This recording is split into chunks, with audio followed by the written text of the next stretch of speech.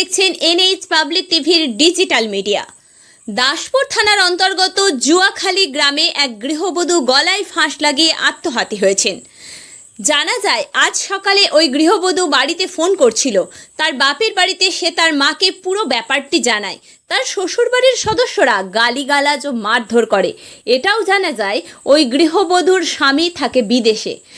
তিনি তার স্ত্রীকে অকথ্য ভাষায় গালিগালাজ এবং হুমকিও দেন। এই নিয়ে দাসপুর থানায় অভিযোগ দায়েরও হয়। অবশেষে আজ সকালে ওই গৃহবধূ গলায় ফাঁস লাগিয়ে আত্মঘাতী হয়। দাসপুর থেকে আমাদের প্রতিনিধি কৌশিক কাপড়ের রিপোর্ট, এনএইচ পাবলিক টিভি। তোর শেষ সময় ঘনিয়ে এসছে, মানে শুক্রবার থেকে ফোন করেনি, ফোন র্যান্ডাম ফোন করে গেছে। এমনকি সঙ্গে ওর ঘরেটা মানে কমপ্লিট নেই বলে আমার বোন আমার বাড়ি থেকে 50,000 টাকা নিয়ে এসে ওকে দিচ্ছে। আমার বাবা একটা সোনার পোলা মানি দিয়েছিল, ওই শাঁখা মানি দিয়েছিল, সোনার শাঁখাটাও দিয়েছে যাতে বাড়ি টাড়িগুলো কমপ্লিট করতে পারে।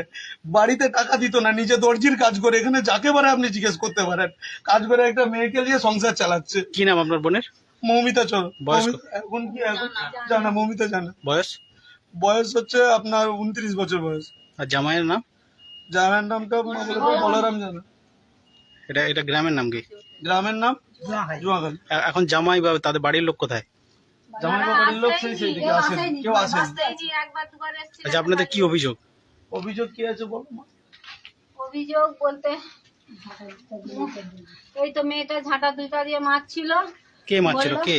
যার সঙ্গে অবৈধ সম্পর্ক আছে, হয়তো লাইন আছে। কার? আপনার জামাইয়ের? হ্যাঁ।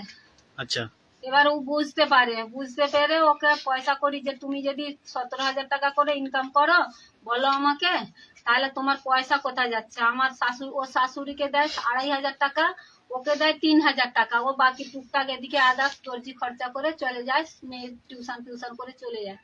তারপরে এবারে তাহলে তোমার হাত খরচা আমি আরো 1,500 টাকা ধরলাম, তাহলে 7,000 টাকা চলে গেলেও তোমার ভাইয়ের তো 10,000 টাকা থাকবে। তাহলে তুমি উল্টে মালিকের কাছ থেকে 20,000 টাকা নাকি আবার দেনা করছি, তাহলে তোমার পয়সা কোথায় যাচ্ছে। এই নিয়ে তার সাথে একটু হয়, পারিবারিক বিবাদ চলছিল, একটু চলছিল। আজকে কি হয়েছে ঘটনা?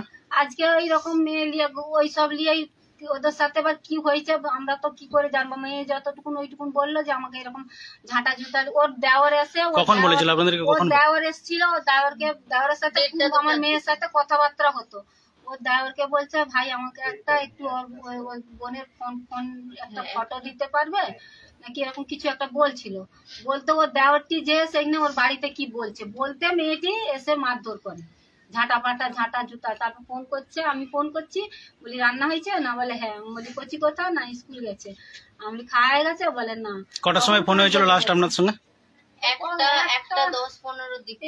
তারপর কখন জানতে পারলেন এই ঘটনা? কি কে ফোন করলো আপনাদের? আমার মেয়ে আমার সাথে ফোনে কথা হচ্ছিল, মাকে ওরকম বলে দিয়েছে। মাকে বলতে এবার আমি ফোন করছি, বলি কি ব্যাপার, কি হয়েছে? আপনার কি হয়? আমার দিদি হয়। আচ্ছা, কি বলেছে? বলছে, আমি জিজ্ঞেস করছি, এবার আমাকে ওরকম বলে কাঁদতে লেগে গেছে। বলে যে এরকম আমাকে এসে মেরে গেছে, বলে আমি কিছু না করা সত্ত্বেও আমাকে এরকম করে মার খেতে হবে। তখন থেকেই বলছি, বলে আমার মেয়েটাকে নিয়ে জানা, আমি কোথাও। হুগলি জেলার সেরা ডিজাইনের সম্রাট রাজ মার্বেল হাউস। টাইলস ডিজাইনের ওপেন চ্যালেঞ্জ রাজ মার্বেল হাউস। মার্বেলের কোয়ালিটিতে সেরা, দামে কম, মানে রাজ মার্বেল হাউস। ঠিকানা ঘোষপুর দুয়াদণ্ড মহিলা সমিতি।